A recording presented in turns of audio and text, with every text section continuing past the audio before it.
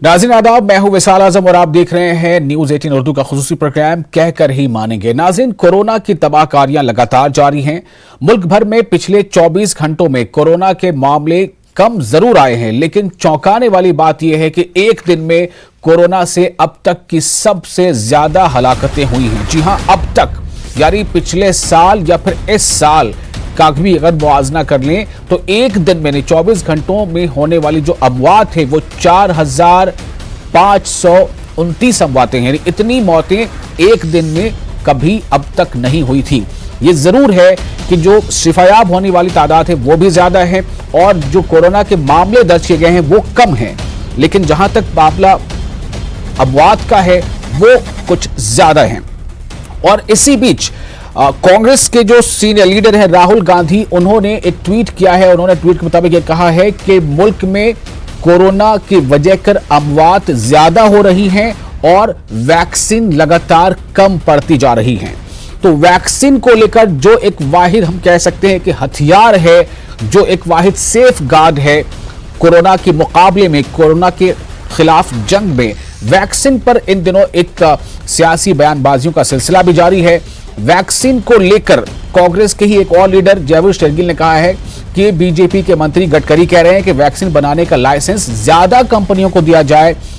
आखिर किस शुभ मुहूर्त का इंतजार कर रही है सरकार? खुशी है कि एक मंत्री जागा है, सिस्टम कब जागेगा? देश को और कितनी मौतें देखनी होंगी कि सिस्टम जागे?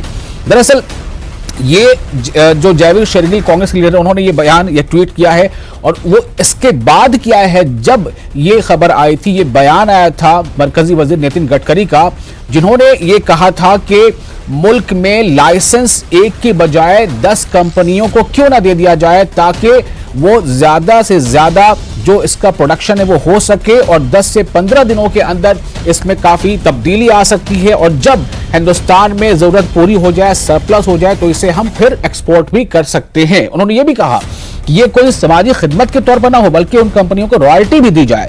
लेकिन उसके बाद जो मरकजी वजीर नितिन गडकरी हैं, उन्होंने अपने बयान पर सफाई भी दी है।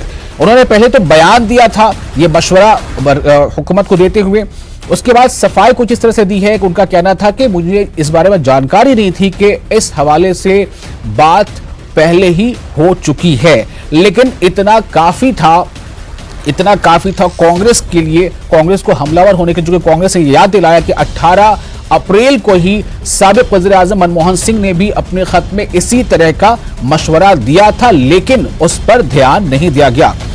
नितिन गडकरी ने अपने बयान के बाद जो ट्वीट किया उसमें उन्होंने ये कहा कि इस बात से मैं अनजान था कि मेरी तकरीर या मेरे बयान से पहले जो केमिकल और फर्टिलाइजर मंत्री हैं, उर्वरक मंत्री हैं, मनसुख मांडविया ने वैक्सीन उत्पादन को बढ़ाने के लिए सरकार के प्रयासों के बारे में बताया था। लेकिन बहरहाल उन्होंने अपने बयान में बार बार ये नाम भी लिया था कि मनसुख भाई आप भी इस बारे में देखिए। सवाल इसको लेकर है कि जिस तरह से कोरोना से हलाकतें बढ़ती जा रही हैं, ऐसे में अगर वैक्सीन के प्रोडक्शन को बढ़ाया जा सकता है तो इस जानिब कदम क्यों नहीं बढ़ाया जा रहा है? ऐसे कई सवालों के जवाब तलाशने की हम कोशिश करेंगे। क्या इसमें कुछ दिक्कतें आती हैं या नहीं? ये कितना आसान है? क्या ये सिर्फ कह देना काफी है या क्या इसके लिए वाकई माहौल ऐसा है कि ये चीजें अमल में लाई जा सकती हैं? इस पर हम बातचीत करेंगे। हमारे साथ कुछ खास मेहमान जुड़ेंगे। हमारे साथ हैं शुभेंदु शेखर अवस्थी जो तर्जुमान हैं बीजेपी के, हमारे साथ असितनाथ तिवारी हैं तर्जुमान हैं कांग्रेस के, डॉक्टर एस यादव हैं साबिक चीफ मेडिकल ऑफिसर हैं लखनऊ, और डॉक्टर यश गुलाटी ऑर्थोपेडिक सर्जन। आप तमाम लोगों का बहुत बहुत इस्तकबाल है कहकर ही माने न्यूज 18 उर्दू के इस खास प्रोग्राम में। सबसे पहले मैं डॉक्टर यश गुलाटी आपके पास आना चाहूंगा ये जानने के लिए कि कोरोना के इस पैंडेमिक में सबसे बड़ा जो हथियार, सबसे बड़ा कवच है, क्या वाकई ये वैक्सीन ही है जो हमें सबसे ज्यादा बचाव, सबसे बड़ा एक कवच दे सकता है? देखो, कवच दो हैं। तो एक कवच ये है कि हम कोरोना को अपने अंदर ना घुसने दें। उसके लिए आपको मालूम है SMS का फॉर्मूला है, सैनिटेशन है, मास्किंग है, सोशल डिस्टेंसिंग है, वो एक कवच है। वो तो बहुत जरूरी है, निहायत जरूरी है, वैक्सीन हो चाहे ना हो। अगर कोरोना हमारे बॉडी में आ जाता है तो उससे लड़ाई करने के लिए हमें इम्यूनिटी चाहिए। इम्यूनिटी किससे आएगी? वैक्सीन से। तो ये हथियार बहुत जरूरी है, अहम जरूरी है।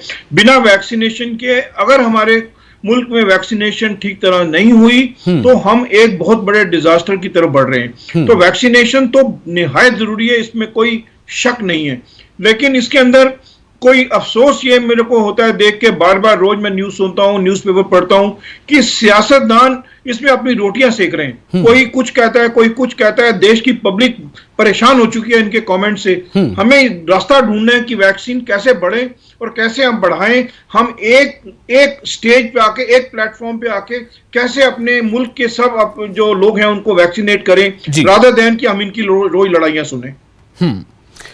तो